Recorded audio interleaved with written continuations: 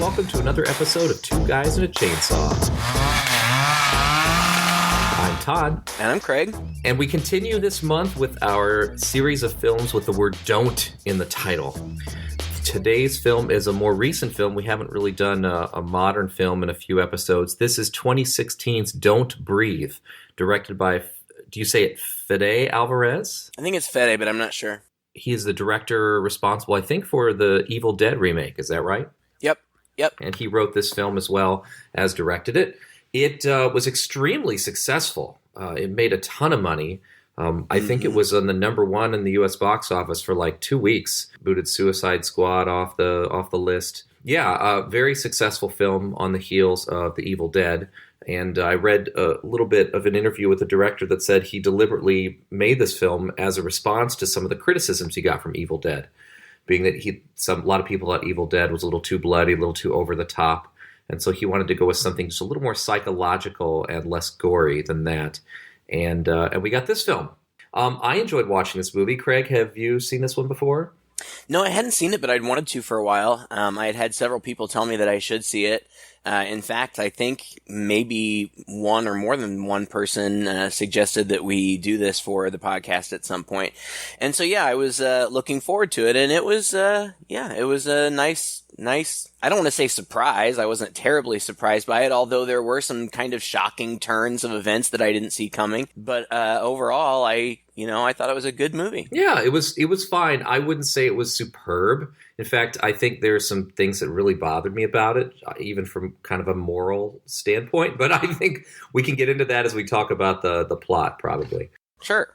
So one thing I did appreciate about this movie, and we don't see this a lot in films, is it was set in modern-day Detroit, which is a great setting for a horror film. Yeah. I lived in the Detroit area back in the 80s before it kind of went downhill. Detroit has a pretty sad history, it's always had a bit of a history of some violence, but then especially lately with all of the industry really closing down, the auto industry going into decline, it's really been a city that's kind of fallen apart, and a lot of it's gone into decay. And yeah. I think that the fact that the house, so this is basically a home invasion story, but more or less in reverse. It's from the point of view of the people invading the home. The street that this house is located on is basically, it's like the only occupied house on the street. They're all abandoned. Their whole neighborhood's like this in Detroit right now. I'm sure they shot it on location in one of these places. They did. And so it's sad. It's an interesting setting, though, for a movie like this. And it does neatly answer some of those questions about home invasion movies, like the problems they normally have, such as, what are all the other neighbors doing while this noise is happening next door? Right. As somebody put it, I saw online, instead of the scariest house in the nicest neighborhood, it's the nicest house in the scary neighborhood. Right. Yeah, and they did. All the exterior shots are actual shots of a neighborhood in Detroit. I guess they shot the interiors like in the Ukraine or, I don't know, somewhere not in the States. But yeah, and I guess if you Google map the address of this house, you can see it, and it pretty much looks the same way it does in the movie and is surrounded by kind of all these abandoned houses just as it is in the movie. So it's a stark setting, but it's believable. I mean, it's realistic. Yeah. That's what it is. It makes it kind of bleak from the very beginning, and I think it serves as well to just, without even saying it outright, show you the desperation involved in all of the characters in this film. Yeah. This is a movie where I'd almost say like everybody's a bad guy in this film. And that was one of the problems I had with it. I really had trouble, especially in the beginning, garnering sympathy from the characters I think we were supposed to have sympathy for. The characters in the beginning are Rocky, who is a young woman who... Does she have a kid, or is this her younger sister? It's her younger sister. One of the things I have to say for it is that it's shot really well. I mean, I think that Alvarez is a good director, and just from the very beginning, the very first shot is this big sweeping aerial shot that zooms down in on this street, and you kind of can't... It looks very desolate because it is, and you can't really tell what's going on at first, but as the camera pans in, you see that it's this man dragging a body, a woman's body, down the street by the hair. And that's just kind of very shocking just because, the setting really hasn't been established yet. So just to see in broad daylight somebody dragging a woman by the hair down the street, I mean, that's just kind of shocking in and of itself. And of course we come back to that later on. I didn't know who the girl was. And then it's a very limited cast. There are very few people in the movie. And I found myself wondering, about 20 minutes into the movie, if that girl was the main girl that we get acquainted with. And I just wasn't sure for the longest time. Eventually, of course, you figure it out. But, it's these kids. Rocky is the girl. She's played by Jane Levy. Jane Levy was also in Alvarez's Evil Dead. She was the lead. She took over the Ash role, and people really liked her in that role. I thought that remake was okay. I much prefer the originals. It was well made. It didn't really have the same tone as the originals. But anyway, she was in that. And then there's Alex, who was played by Dylan Minnette. Who is he must be kind of an up-and-coming kid because I see him a lot. Like, his face is really familiar and he just pops up in things. The most recent thing I saw him in was a movie on Netflix called The Open House, which, had a really good premise, but ultimately was kind of disappointing. But I think that he's been around and is going to be around for a while. And then the third guy in the group his name is Money. I assume that's not his real name, but that's what they call him. And he's played by Daniel Zavato, another young actor who's been in a few things. And there are these three kids, and the first time that we see them, they are robbing this fancy house. And they have, like, these rules, like, they can't take in more than like $10,000 worth of stuff, and it can't be cash. They can't steal cash. I guess Alex kind of knows the law enough to know how charges are filed and things, and as long as they don't take a certain amount, and as long as they're not stealing cash, if they're caught, the charges will be relatively minimal. So they've got these rules. But Money is also just kind of a dick, and so as they're ransacking this house, he's like breaking things on purpose and peeing on the floor, and obviously they're just establishing that he's the big jerk of the group. And I get what you're getting at, that it's hard to sympathize with any of them. They try to establish sympathy. We see Rocky at home, and she lives in this kind of crappy place, and her mom looks like a loser, and she's got this loser boyfriend. Be a doll and get your mother a large 4 cheese from Tony's. So Trevor's living here now? Don't be a bitch, Roxanne. It's just a few months till he can find a new job. You have no money in here. You pay for it then. I know you're making money. And Rocky's got this little sister who it appears like she wants to take care of. So they try to establish sympathy, but it's kind of hard to sympathize with them when really, their whole plan for their future success is ripping people off. But whatever. Yeah. The idea is that you get through some of their conversation is that Rocky wants a better life, I guess, for her sister, but I suppose also for herself. Right. And so as soon as they get enough money from robbing houses, then they're going to move to California. She's going to take her away secretly, I guess, to California. Right. That's her plan. And then Alex seems to be a little interested in Rocky, even though apparently Rocky and Money have a relationship. Right. He calls her his bitch at some point. Right. And so of all of them, Alex, I think, is the one who you're supposed to feel a little more sympathy for, except for the fact that their whole shtick is basically thanks to Alex. Yeah. Alex's family or dad runs a security company, and they install home burglary systems for people, or home burglary prevention systems for people. And so their MO is to use the spare keys that his dad keeps in his desk. I guess it's a small operation. Use the spare keys that the dad keeps in his desk to get into the house, disarm the alarm system with the codes that they have.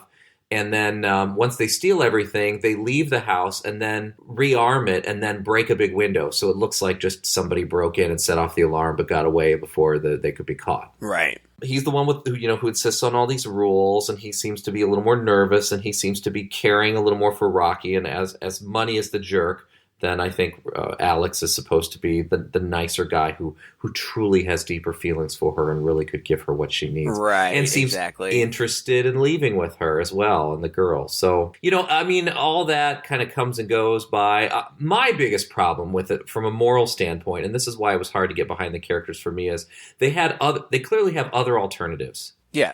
Rob your mom. Okay, like who do you really have the problem with? Okay, I mean, there's a scene in there where she looks through her mom's purse and she doesn't have money to get the pizza, but surely just take stuff from your mom's loser boyfriend, and then get out of there. You only need a few $100s to go to California, and then you can get a job as a waitress. It's really yeah, exactly. I mean, not to play the race card or whatever, but especially Alex and Rocky are these young, able-bodied white kids, like.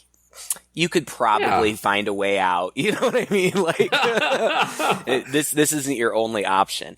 And it becomes even murkier because then I don't remember how they find out. I don't remember if there's newspaper clippings or if they're looking through the dad's files or what, but they find this mark. Well, story goes, some preppy girl a few years ago ran over this guy's daughter. Jesus. Daughter dies, and this preppy, rich-ass family pays him off.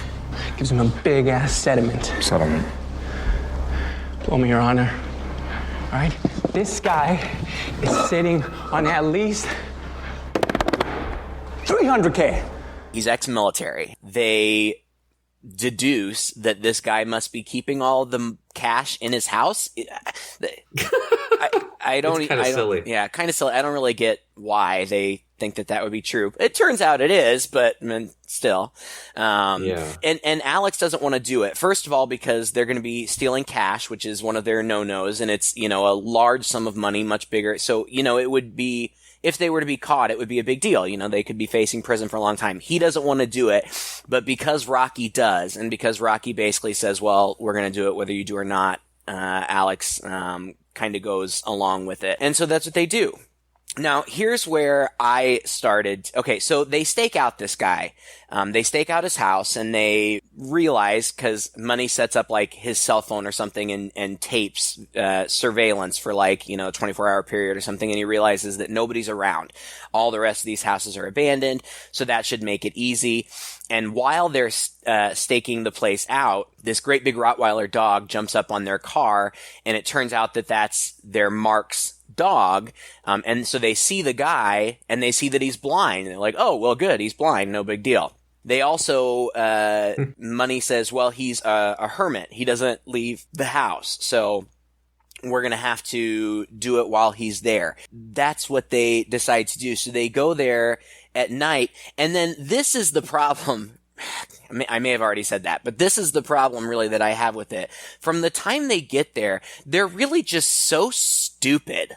It's just the worst plan ever. They're trying to get in and everything's locked up and the windows are all barred, and first they have to neutralize the dog, which isn't really that big a deal. They just tranquilize the dog and it goes to sleep. But then they're walking up to the house with flashlights, and like they're jumping over the fence and they're rattling the doors. And I'm like, I get it that maybe there aren't a lot of people around, but you might want to play it a little bit more low key, like come on. Yeah. And then, like they have trouble getting in. Like, yes, they have the key, but it turns out that this guy has multiple locks and deadbolts and all kinds of things. Like, obviously he's trying to keep people out. Rocky climbs through a little tiny window, and even that window is bugged to the security alarm, but Alex also has this remote control that like automatically neutralizes all of these alarms. So once she gets in there, she uses the remote control to reset the alarm so it doesn't go off. And then they all get in there and they all take off their shoes and leave them at the door, I guess to be quiet. But then they're not quiet at all. Like, no. Okay, so this guy's old, fine, whatever. He's blind, okay. But even if I were not old and blind, I would have heard these people miles away. Yes. I mean, like, it's not, they're not quiet at all. Like, That was my problem with it. I just felt like they were really dumb. Like, they're not good at what they do. No, they're really not, especially as it gets on later. So when they first come into the house, there's a really, really cool setup. This is one thing I loved about this movie, is that there's an extremely long one-take shot that follows them. It's almost like we're breaking into the house with them and sneaking through the house with them. Mm-hmm. And it sweeps around them and around the room as they go into these different rooms and kind of poke around and look. And the camera deliberately like dollies into and backs away or swishes up to or comes around to all of these little details in the house that will, every single one of them are going to figure in the plot as it goes along. And as soon as I recognized it was doing this, I just started writing things down. I was like, oh, broken glass on the floor. A hammer on the wall in here. Yeah, photos. There's a weird bell on the ceiling. There's a closet, shelf in there. There's a door lock. Then it sweeps up even through the floor. So it's up to the second floor and even takes us through, apparently there's a space, between the floors. And then it takes us through that. And we even see that later. Yeah. And all the way sweeps up into this guy's room under his bed first, where there's a gun strapped in, and then around to this guy. And I think that we're supposed to believe that because this guy left the TV on, I guess he was playing home videos of his daughter. Yeah. And fell asleep. And so I might give them that pass, except for the fact that we all know that when you're blind, your senses are heightened. Right. And especially your sense of hearing, that obviously comes into play big time in the rest of the movie. And so you would think, even with all the noise they're making, it's still going to be a problem. He's got the home movies on, but it's not like it's blaring. It's not like he's got his Dolby surround sound. It's like, it's very quiet, as he's sleeping. Okay, so I guess willing suspension of disbelief. He doesn't hear them. All right, whatever. So Money goes up to his room. I don't know how they know how to do all this stuff, but apparently they're also amateur chemists, because Money has this water bottle contraption that, like, he pokes a hole in and there's some liquid in it, and he drops some sort of capsule in it, and it becomes like a chloroform bomb. But while he's in there, and I appreciated these shots. Like, he sees the guy sleeping on the bed, and then it cuts back to him, and then he starts the chloroform bomb, and then all of a sudden it cuts back wide, and you see that the guy has woken up and is sitting up in bed. And it's jarring. And you get a lot of shots like that, where this guy, just kind of pops up in frame out of nowhere unexpectedly. And it's effective. It's scary. And, it's certainly tense, and you don't know what's going to happen. And at first, this guy seems really feeble. And I didn't know if that was an act from the beginning, or if, that's just kind of his nature, and it's only when he becomes threatened that his kick-ass ex-military vibe kicks in. I don't know. But the guy lays back down. He does the chloroform bomb, and then he goes downstairs, and he's like stomping around and yelling, and they're like, shut up. And he's like, no, it's okay. He's out. Like, okay. How do you know? I know. Say so. Oh my God. Yeah. That bothered me.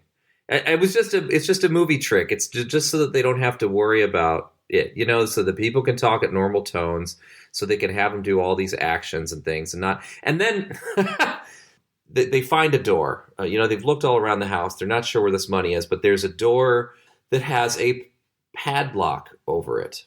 And it's padlocked. I mean, and needs to be said, it's padlocked from the outside, right? So if you want to go to the basement, the padlock is on this side for you to unlock it to go to the basement. And they can't get into it, obviously, but they're sure that obviously the money or something must be behind this. Maybe it's a closet or whatnot. And Money's solution is to pull a gun out, which he had snuck in, which is another one of their rules that, they're supposed to, against another one of their rules. And so everybody's freaked out that Money has a gun, and Money decides he's going to shoot the lock off with the gun. Now, this is stupid. I know in movies people run and they shoot locks off of things. It's usually in like Die Hard or something like that, when somebody's cornered up against a wall and they have no other choice and they happen to have a gun in their hand, and so they blast a lock and it goes. I realize this is a movie thing, but this is different. This is, you presumably have all the time in the world and you're faced at a lock in a house where there's a guy upstairs who you've gassed out and you're robbing the place. Whose bright idea is it that you're going to try to shoot the lock off? Right. And especially when it's on this side. Right. And like, don't you have a screwdriver? Like, yes! Just get a screwdriver. There is a whole room full of tools like 12 feet next to you. Right. But one of the things that I did like was because as soon as Money pulls out the gun, Alex is like, I'm out. Do you have any idea what bringing a gun to a burglary means? Yeah. It gives me a better chance to defend myself, Alex. No, it means you just gave this guy the legal right to shoot us. Rocky, let's go. I think we should stay. We have to leave. This is not good. Now, in most movies, he would just look at her with puppy dog eyes and be like, okay. But no, I liked in this movie, he's like, nope, I'm out. See ya. And he takes off. Money does shoot the lock and it pops off conveniently. But as soon as he does that, again, we get another one of those surprise shots with, hello, the blind guy is standing right there. And he's like, who's there? Money's like, stay where you are. I've got a gun. And meanwhile, Rocky is standing off to the side, just being very quiet. What goes down basically is Money's trying to play it all tough. The blind guy steps on the lock and reaches over and feels that the basement door is open and is obviously startled by that. And so he slowly starts to approach. And of course, he seems very feeble. He's blind. He's reaching out. But again, all the time, like he gets to the point where he's about 6 inches away from Money. And I'm like, God, you are so dumb. This guy's ex-military. Like, yeah. Come on, And so, of course, this feeble guy turns not feeble at all and grabs the gun. And gets Money pinned up against the wall and turns the gun on him, at which point Money starts pleading for his life, and the guy is like, how many of you are there? And Money looks over at Rocky, and he just says, it's just me, I'm alone, it's just me, please let me go, I'll just go. But instead, he shoots him in the head. He's dead, which, you see coming a mile away. Of course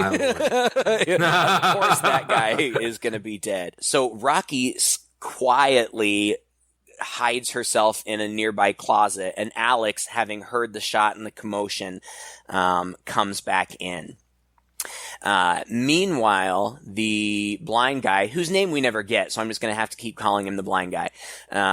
He starts going around fortifying the house, like putting up padlocks on the doors on the inside and like boarding up the windows and stuff. But eventually, once he's got that done, and Alex and Rocky are in close proximity, just hiding and being very quiet while he's doing these things. He goes into the closet where Rocky is, and he uncovers this safe behind the wall, and he punches in the code, and she's watching, so she can see, what he's punching in. He opens up the safe and feels in there, apparently checking to make sure that whatever's in there is still in there, and then he closes it up again, and the passcode is just illuminated right up, on the safe. And so then he goes down to the basement, and Alex joins Money in the closet because they've texted each other where they are. And he's like, come on, we've got to get out of here. And she's like, no, hold on a second. And she opens the safe back up and starts pulling out these huge stacks of money. And again, like you said, it's hard to like these people because even though I felt for Rocky's plight, I really did. I wanted her to get out from under her trashy mom. I wanted her to, get away and have a new life or whatever. But when it comes down to life and death, just go. Cut your losses and go. Yeah, and this, to this point, it is these jerks are breaking into this house of this feeble, well, he's not feeble, but a blind, disabled army guy who's had his daughter taken away from him in a horrible accident, and they're going to steal all his settlement money. Mm-hmm. He kills their friend in self-defense. Right. more or less. I mean, what else is he going to do? Sure. They're going to steal his money and then leave. I was like, I don't care what happens to these people. That was exactly how I felt at this point in the movie. I'm like, you go get him, guy. And I kind of wondered, are we really supposed to feel sympathy for them?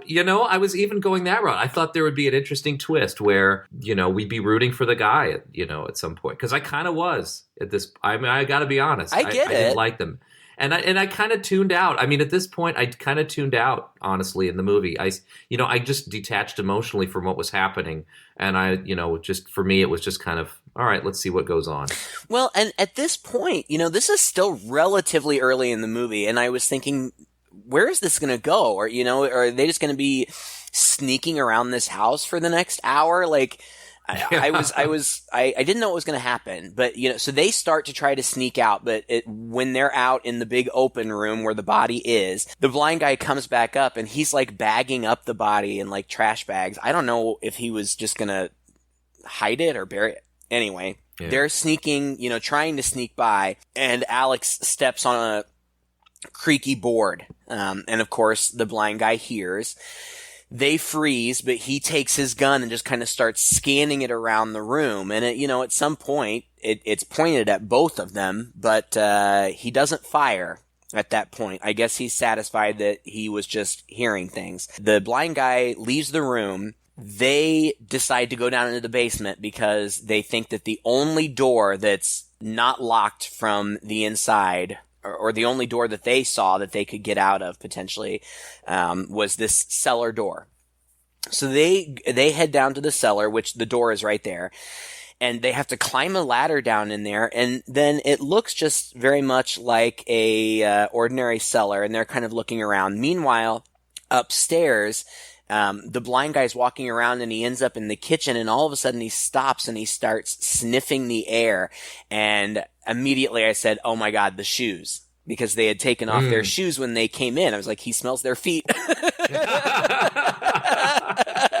But when Alex had left, he had put his shoes back on. So when the blind guy finds the shoes, he finds two pair. So, and he sniffs one, and I guess by the smell of it, he can tell it's a girl. So he knows, he thinks that there's at least one girl still in there. And so he kind of starts going around looking around. Meanwhile, down in the cellar, this is where the big twist came. Now, I have to say, I guess it was when he was looking in we realized that the money was in the safe. I immediately thought, well, then what's in the cellar? Because he's obvious, that is so locked up and so secure, and he's so worried about that. What's down there? And I thought it can't be good. And so while they're down there, they eventually think that they're nearing the door, but before they get to the door, there's a jump scare, and it turns out that he has a woman chained up in the basement in this big padded kind of cell. And it's a really cool set piece. It's very unsettling. I read that Alvarez was inspired by lots of horror movies and kind of tried to give little nods to horror movies. We had already kind of seen a nod to Cujo when the dog jumped up at the car window, and this gave me serious Silence of the Lambs vibes. Oh yeah. It even looks kind of like the Silence of the Lambs set. Yeah. I mean, it's almost even the same, similar design, right? Oh, yeah. And I'm certain that was intentional.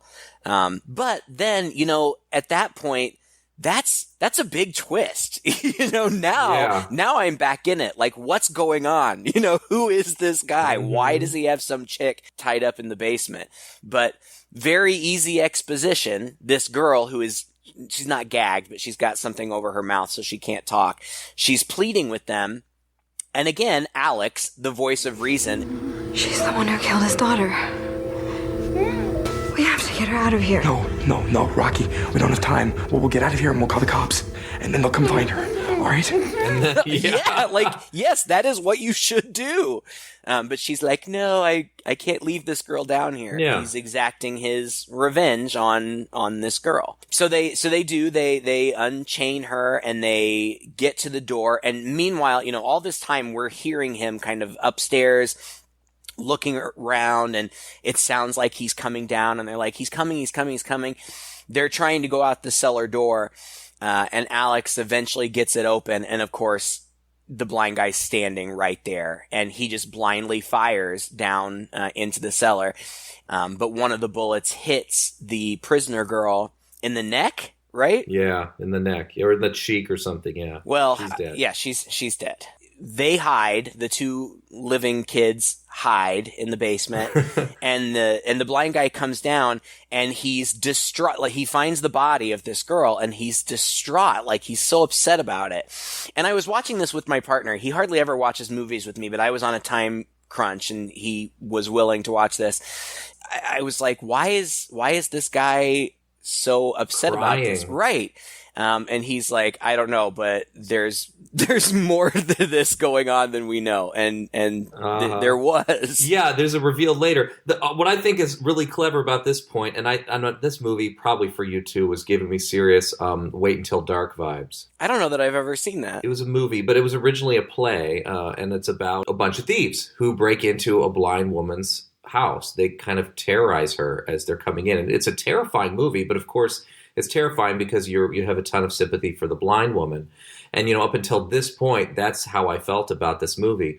But then, kind of like Wait Until Dark as well, there's this nice reversal moment where the blind guy cuts the power. So they're plunged into darkness in the basement. And so they're experiencing blindness, right? Where he obviously has the upper advantage. And I thought this was a really clever part of the movie. Mm-hmm. First of all, to do that reversal, but also it set up some really chilling moments. And I'm really happy that they filmed it in such a way that we could still see what was going on. Right. It's not like we just hear a bunch of stuff and it's blackness for the next 10 minutes. But we get to see how close they are in proximity to each other while they're going through. And the actors' eyes are dilated. It's almost shot very faintly. It's really hard to describe, I suppose, like the night vision on a camera or something. But without that annoying green yeah. glow. Yeah. Like a really light night vision, right. not the stark stuff that you get. And it was really well done. And there's a really chilling moment in there too, where they're kind of going after each other, and the guy has stopped and he's looking down one way, and unbeknownst to him, Rocky is quietly pawing her way in the direction. She's just trying to get out, and we see that she's about to reach right out for him unknowingly and touch him. And as soon as she gets that close, Alex yells out for Rocky, and the guy takes off in that direction. So this was a really good sequence, I thought. I did really too. Quite clever. The thing that I liked about it was, yes, it's very obvious that he's very much aware of his surroundings. Like, he uses his hands to orient himself. Like, he knows, here is a ceiling rail. Here is the bell or whatever, Yeah. So he's very, he's oriented to this space, and of course they're not. But the thing that I found most haunting about this was he realizes that they're running around, and every once in a while they're calling each other's name to try to hook up with, faintly, but it's silent down there so he can hear them. And the part that I found most chilling was, at one point, the blind guy, just stops in his tracks and just takes a couple of steps back into the darkness. And of course, I mean, if you're being smart, that's what you would do. If these people are scared and are running around and trying to, just wait, Yeah. Eventually they're going to cross your path, or they're going to run right into you, or whatever, especially if there's only one way out, which there is, because he broke a key in the padlock, for the outside door. And so the only way out is this ladder that goes up. And so if he can just wait them out, it was a chilling image of him just stopping and standing, silently for a second, and then just kind of backing into the shadows. And I was like, oh. Yeah. Yeah, I agree. Now, why he didn't just back himself up to the only exit and wait for them to work their way there, I'm not quite sure. I think he did. I think that's what happens. I think that he was near the ladder, and that she was approaching the ladder, but then when Alex called her name, then he went towards Alex's voice. So it was just a timing thing. But he finds Alex, actually. He reaches through a shelving unit and grabs Alex by the throat. And, it's a struggle. But eventually Alex pushes the whole shelving unit over on him. And so Alex and Rocky end up back upstairs, and they think they're okay. They kind of jam a crowbar under the door, so they think that they're in the clear. But then, the dog's awake.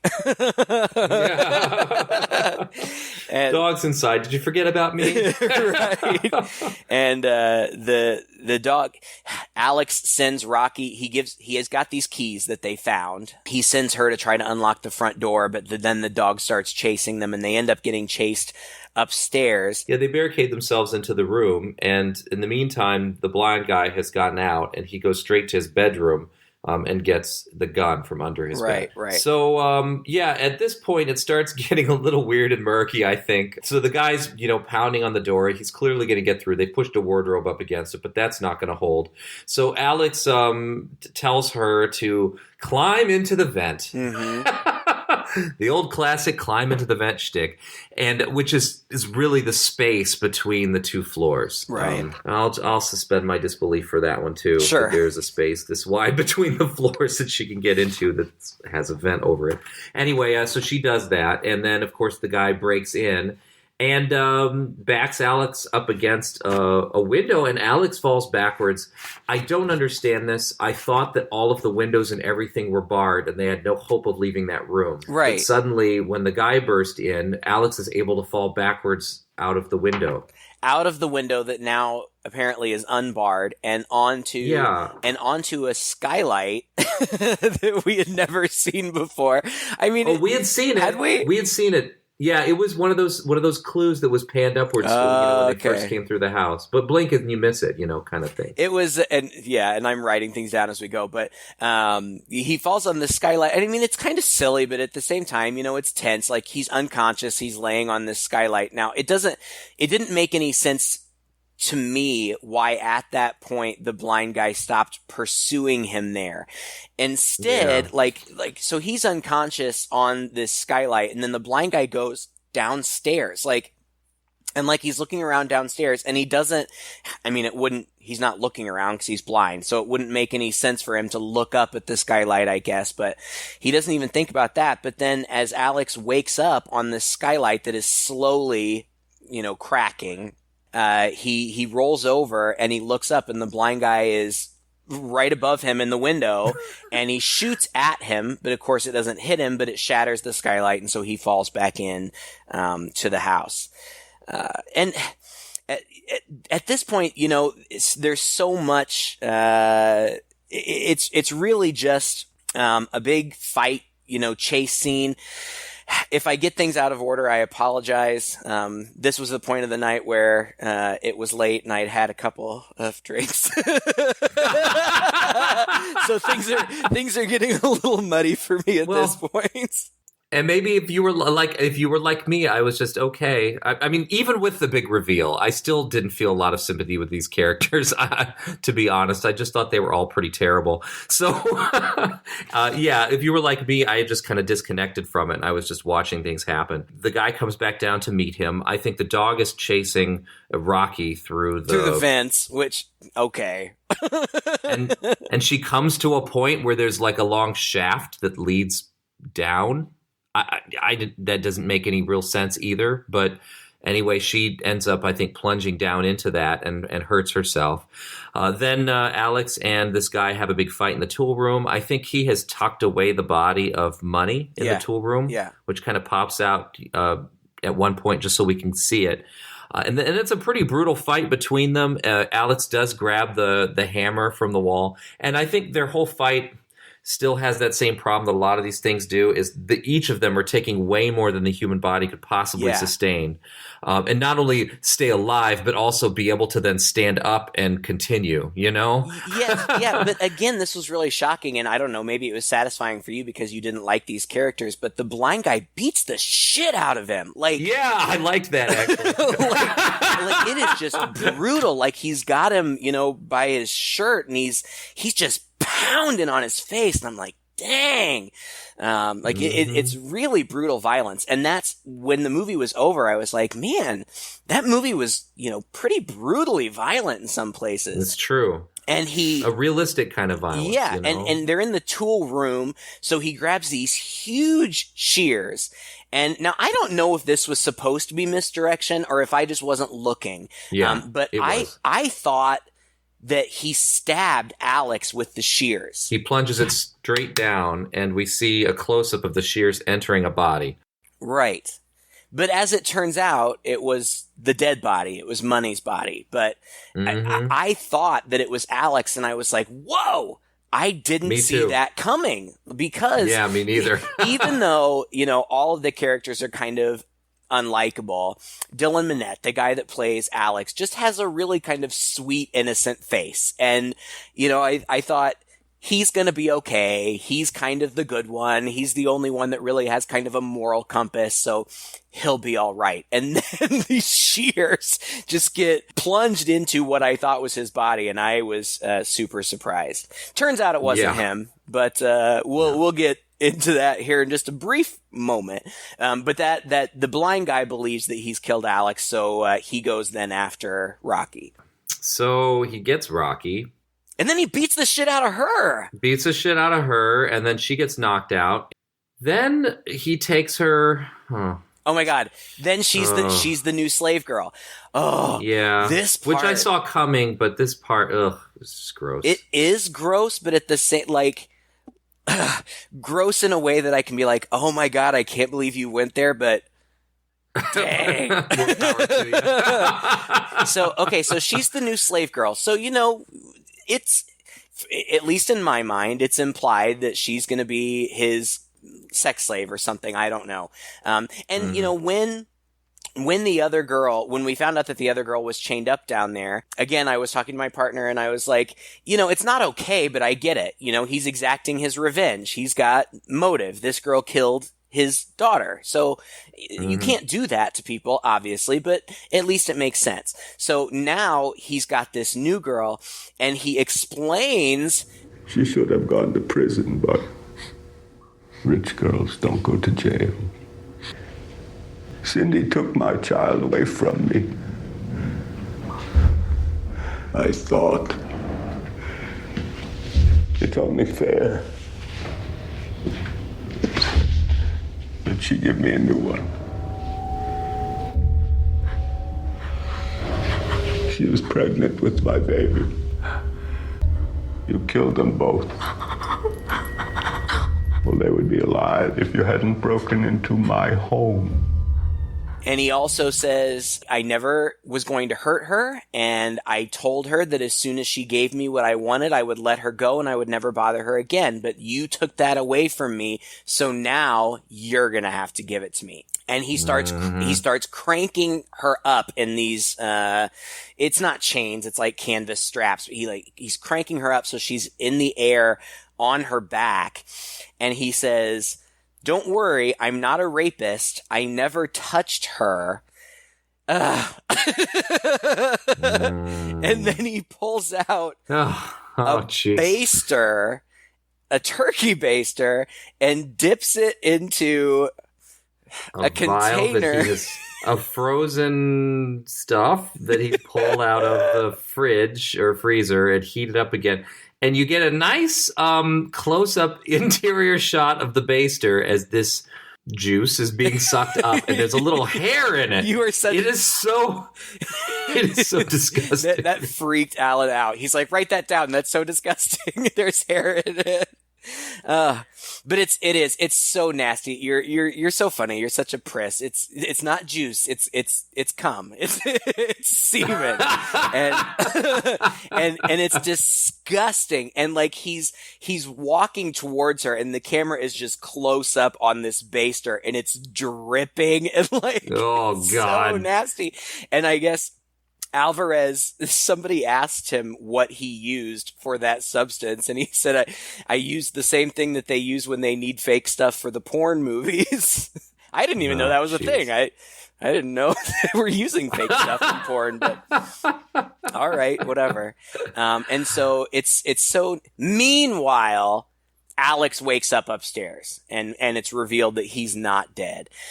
And so he's kind of making his way downstairs, but it's a really tense scene where this guy, he takes a knife and he slits open her pants, and like he's, taking the turkey baster towards her private area. And oh, you're such a priss. Fine. What would you like to call it, Todd?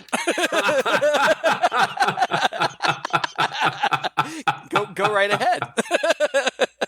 No, that's quite all right. I'll go with private area. But anyway, luckily Alex, right at the last second, shows up and hits him on the head from behind with, what? Is it the big mallet? Is it, I don't know, something, blood sprays. Yeah, and he whacks her a few times. And then he's down back, he's against the corner wall. I think Rocky takes a couple turns on him too, and then she grabs the turkey baster and just shoves it in his mouth. Oh my god, I literally almost threw up. I know. It's like, how does that taste? Oh my god. Oh god. There are so many in poor taste jokes I could make right now, but I'm not going to. I literally almost threw up. Anyway. Yeah. But again, this man takes way more than, he should be dead by now. They've whacked him with a mallet or a hammer into oblivion. She wants to kill him, but Alex is like, we don't have to. We can take the money, we can call the cops, or not call the cops. We take the money. It's like he needs us to take the money, because that way he's got something on us, we've got something on him, we can't turn him in. But I guess Alex is concerned that, I don't know. Anyway, they end up going upstairs and they're having this argument. And I guess what we're meant to believe is that they mercifully left him down there. And of course, again, he's acting like he's enfeebled and all beat up and whatever. So they go upstairs. But as they're preparing to leave, the guy pops up again and shoots Alex. And this time Alex really is dead. Rocky somehow gets around him and runs out the door, and she runs, I don't know, maybe half a block down the street. And she turns around like to taunt him, which again, God, she's dumb. She's like, you're worthless out here. Yeah. Yeah. And then the dog. Then the dog. And so the dog comes out and starts chasing her.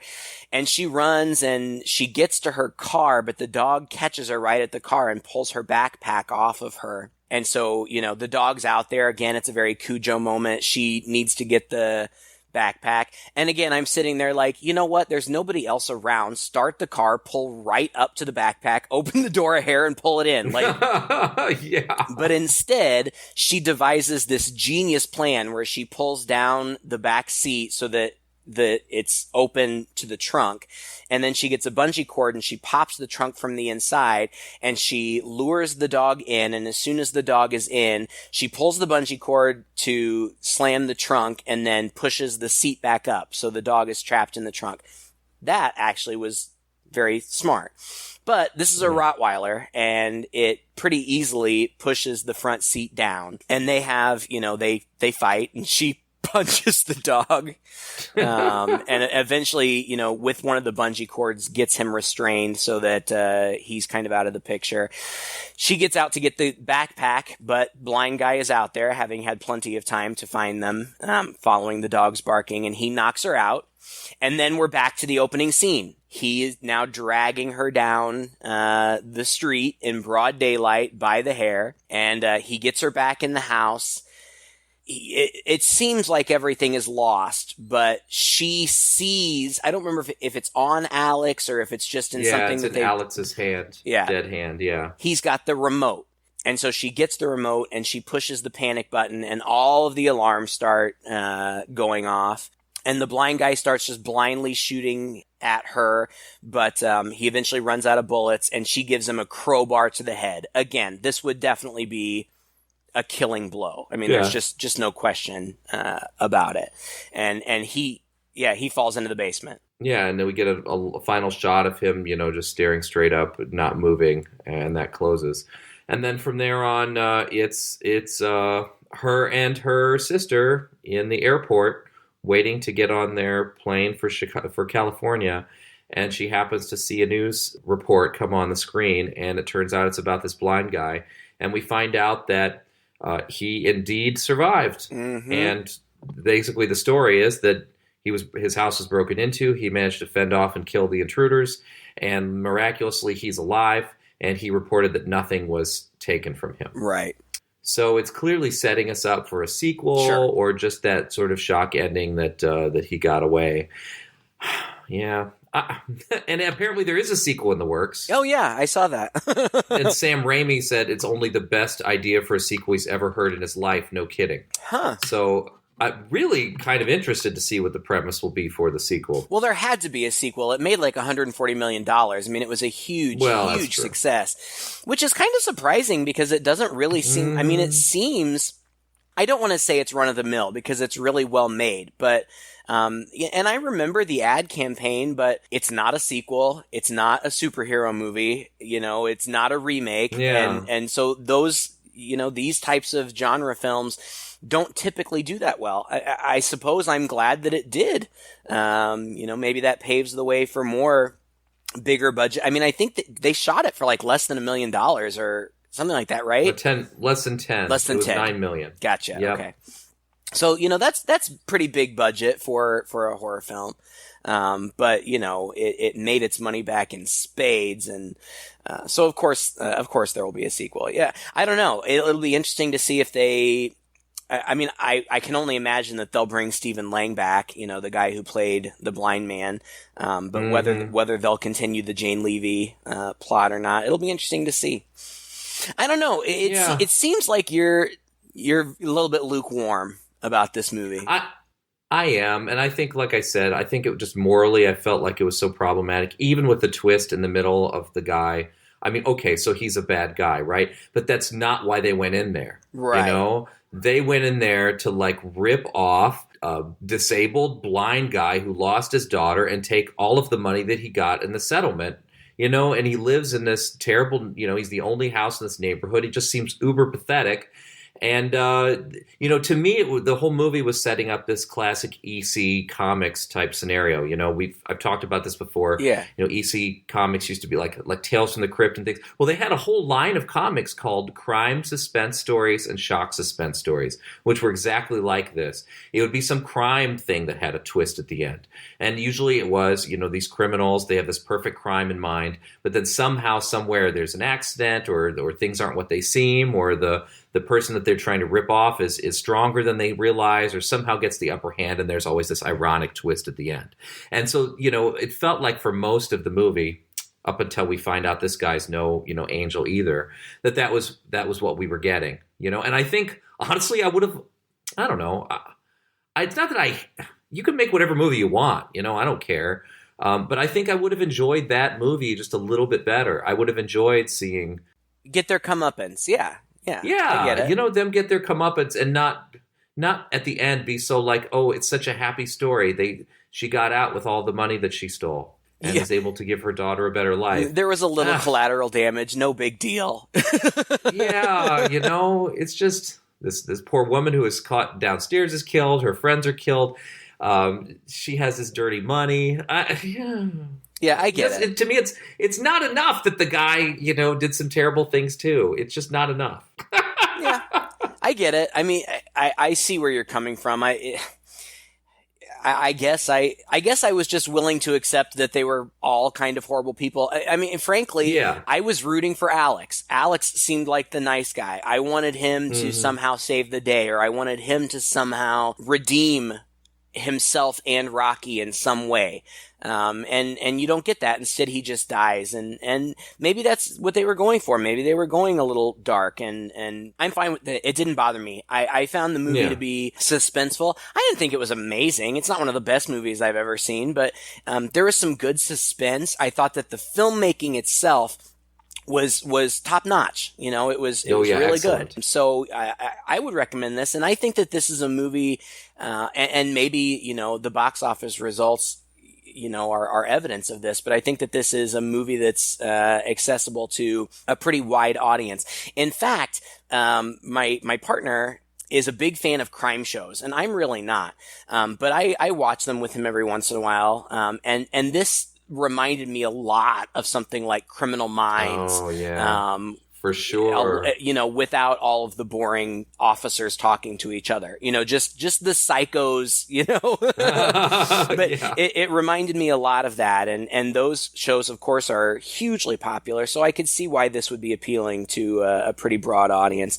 Overall, I thought it was pretty good, a lot better than some of the stuff we watch. And I would feel a lot more comfortable recommending this to someone rather than something like Tokyo Gore Police, which I was almost too embarrassed to even post on my Facebook page.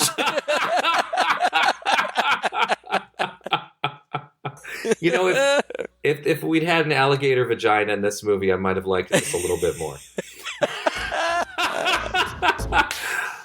Well, thank you again for listening to another episode. If you enjoyed it, please share it with a friend. You can find us on iTunes, Google Play, and Stitcher.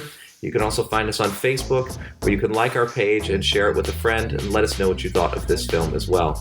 Also, head over to twoguys.red40net.com, where we have all of our past episodes posted, as well as the occasional written movie review each week.